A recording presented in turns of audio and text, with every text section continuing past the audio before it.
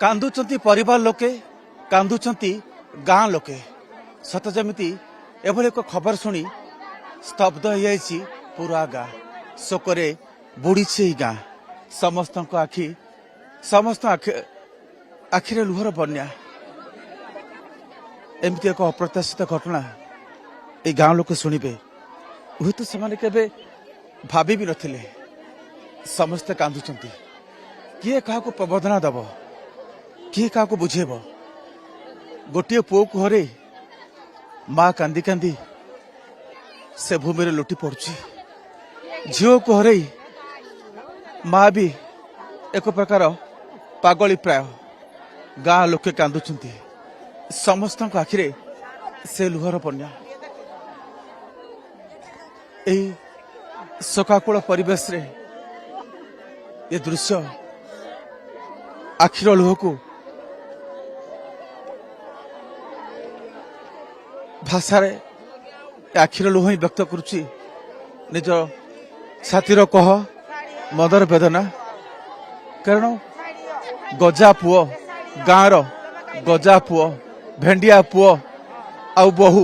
समस्त अलिअली गेली बहु आज से छाड़ी चली जाउछि ए दृश्य एभली अवस्था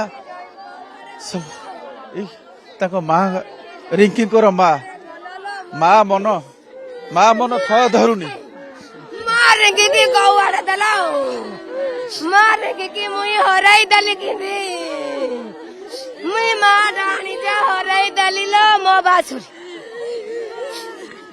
कष्ट माँ रो वेदना छाती पड़ा चित्कार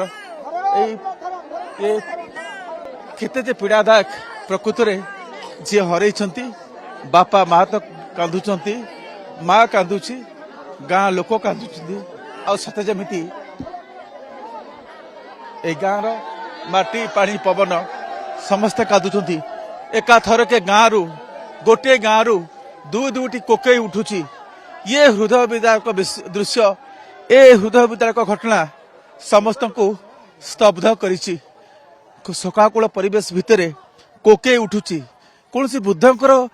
कोकई नुहे कौन रोगरे रोगाग्रस्त मृत्युवरण कर लोकंर कोकई ये नुहे किए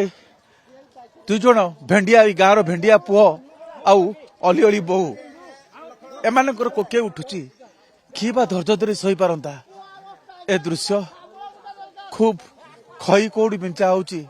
आ सहित गाँ लोके आगो आगो बढ़ुंट ये जीवन निष्ठ सत्य जे जन्म होती मृत्यु तो सुनिश्चित किंतु ये असमय मृत्यु गोटे छोट छुआ को अनाथ कर दे ये केते कष्टदायक दुईटी परिवार सत्य जमिति ये केवल परिवार दुईटी कांदु नांती सारा गाँ कांदुची एवं ए शोकाकूल परिवेश भितर से भितर गोटे 5 वर्ष छुआ सी अनाथ हो जाइए एठी ए दृश्य ही बयान करुच्ची केते हृदय विदारक केते कष्टदायक दृश्य ये शेष यात्रा सामिल होती परिवार लोके प्रिय परिजन आउ गाँ लोके गाँव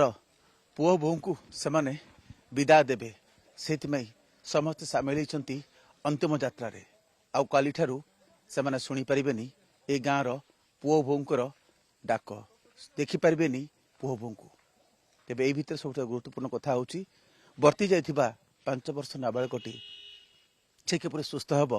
ताही समस्ते चाहते कैमरा पर्सन रंजन संजय कुमार जेना ओटीवी।